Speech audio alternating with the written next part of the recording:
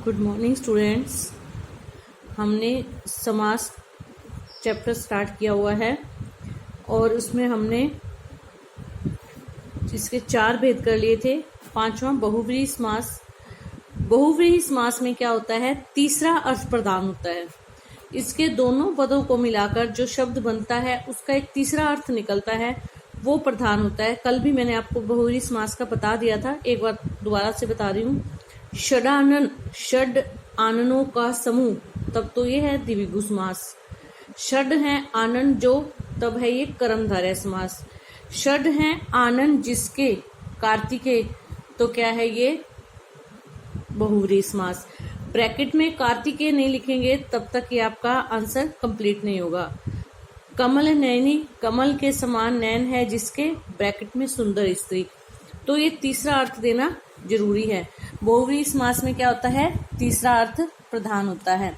Last समास है आपका द्वंद्व समास। द्वंद्व समास में क्या होता है, दो विपरीत शब्दों में योजक चिन्ह लगा होता है। विपरीत शब्दों में सेम शब्द होंगे ना, गांव गांव, शहर शहर, रातों रात, तो वो जाएगा अव्ययी भाव समास में। लेकिन दो अलग अलग शब्दों में ऊंचा नीचा, धर्म धर्माधर्म, धर्म और अधर्म, दही बड़ा, रात दिन, तो ये जो योजक चिन्ह लगा है ना, ये जब समास विग्रह करते हैं तो ये हट जाता है और इसकी जगह पे और शब्द का प्रयोग किया जाता है। धर्म और अधर्म, इसका आएगा धर्म या अधर्म, धर्म और अधर्म दोनों ही सही हैं। ऊंचा नीचा, ऊंचा और नीचा, दही बड़ा, दही और बड़ा, रात दिन, रात और दिन, सुख दुख, सुख और दुख। जब इसका समास विग्रह करते हैं तो ये योजक चिन्ह हट जाता है, उसकी जगह पर और शब्द का प्रयोग किया जाता है। द्वंद्व समास में बस इतना ही होता है, दो विपरीत शब्दों में नर नारी, दोनों विपरीत शब्द हैं और उनके बीच में योजक चिन्ह लगा है। जब इसका समास विग्रह करेंगे तो वो बन जाएगा नर और नारी।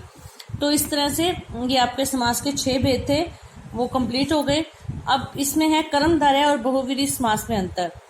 कर्मधारय समास में क्या होता है, विशेषण विशेषण संबंध होता है, जबकि बहुव्रीहि में तीसरा अर्थ निकलता है।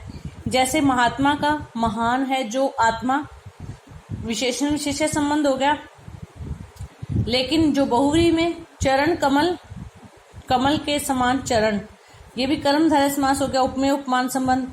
लेकिन वही अगर बहुव्रीहि में करेंगे, महात्मा महान है आत्मा जिसकी, किसकी, महान व्यक्ति की, कोई भी महान व्यक्ति हो सकता है, चाहे वो महात्मा गांधी हो सकते हैं, कोई भी महान व्यक्ति, तो ब्रैकेट में ये लिखना है महान व्यक्ति।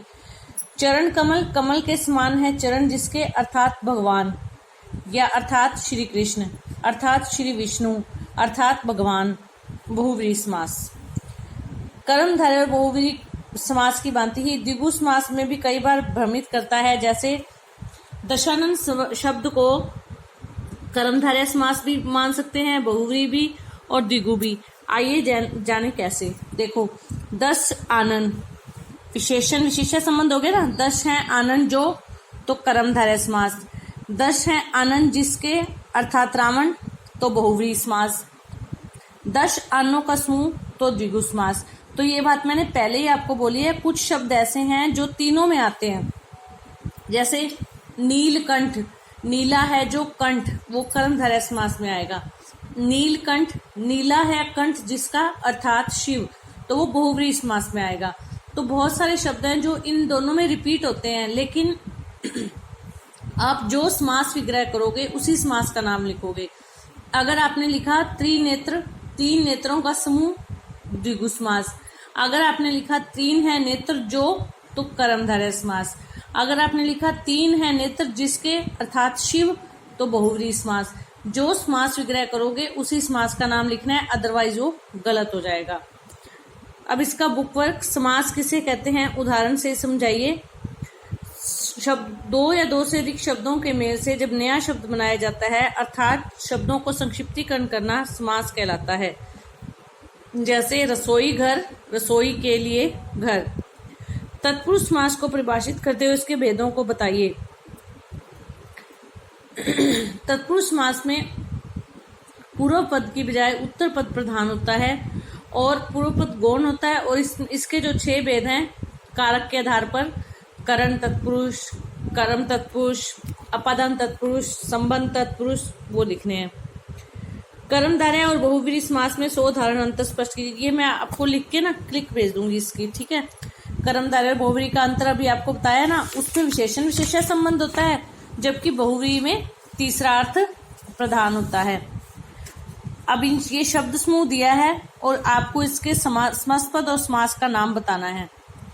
विद्या रूपी धन, विद्या धन, विद्या रूपी धन, यहाँ पे उपमेय उपमान संबंध है ना, तो ये कौन सा समास आ जाएगा? कर्मधारय समास। विद्या धन और समास कर्मधारय समास। 3 रंगों का समाहार तिरंगा, और समास कौन सा आ जाएगा? द्विगु समास।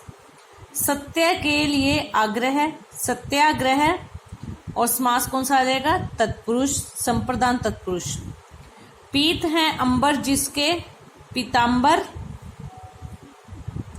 और इसमें तीसरा अर्थ नहीं दिया, लेकिन ये इसका जो समास विग्रह किया है वो बहुव्रीहि समास के हिसाब से है, तो यहाँ पे बहुव्रीहि समास आ जाएगा। पेट भरकर, भर पेट, अव्ययीभाव समास। बिना तमीज के, बदतमीज या बेतमीज, तो वो क्या आ जाएगा? अव्ययीभाव समास। गज के समान आनन, गजानन, कर्मधारय समास। कृष्ण है जो सर्प, कृष्ण सर्प, कर्मधारय समास। पवन का पुत्र, पवन पुत्र, संबंध तत्पुरुष। गुण से हीन, गुणहीन, अपादान तत्पुरुष। निम्नलिखित शब्दों को द्विगु व बहुव्रीहि समास में बांटिए। द्विगु समास में आ जाएगा चतुर्भुज, 4 भुजाओं का समूह। दशानन जो है वो बहुव्रीहि में भी आता है, उसमें भी आता है, तो आपकी मर्जी है, आप जिसमें मर्जी लिखो। दशानन आ जाएगा बहुव्रीहि में। त्रिनेत्र, चतुर्भुज, तिरंगा और चतुर्मुख, ये तो आएंगे द्विगु में। दशानन, त्रिनेत्र और त्रिलोचन ये आएंगे बहुव्रीहि में, क्योंकि दशानन का दोनों की तरह से हो सकता है, लेकिन चतुर्भुज, तिरंगा और चतुर्मुख ये सिर्फ द्विगु में आएंगे, ये बहुव्रीहि में आ नहीं सकते। तो चतुर्भुज 4 भुजाओं का समूह, तिरंगा 3 रंगों का समूह, चतुर्मुख 4 मुखों का समूह। निम्नलिखित समास पदों का विग्रह करके समास का नाम लिखिए। सत सही, 700 पदों का समूह, द्विगु समास। राजाज्ञा, राजा की आज्ञा, तत्पुरुष, संबंध तत्पुरुष। अजात शत्रु, शत्रु को जीत लिया है जिसने, बहुव्रीहि समास। मृत्युंजय, मृत्यु को जीत लिया है जिसने, बहुव्रीहि समास। सप्तपदी, 7 पदों का समूह, द्विगु समास। प्रधानमंत्री, प्रधान है जो मंत्री, कर्मधारय समास। नरसिंह, नर रूपी सिंह, कर्मधारय समास।